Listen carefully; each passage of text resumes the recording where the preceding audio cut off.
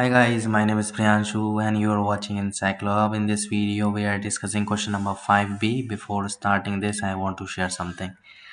We are providing all the type of answers in the PDF.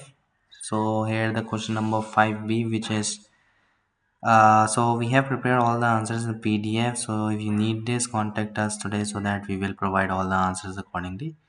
Here the question number 5b, which is a consumer has 20 rupees with him to spend on two goods X and Y.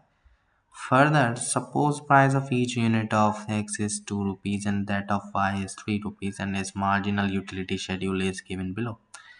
Use schedule to show the condition of consumer equilibrium in this case of two words.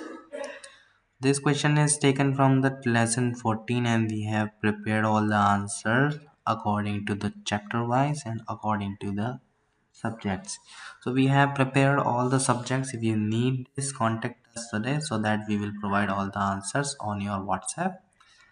If you have other queries, you can contact us anytime. Thank you so much for watching.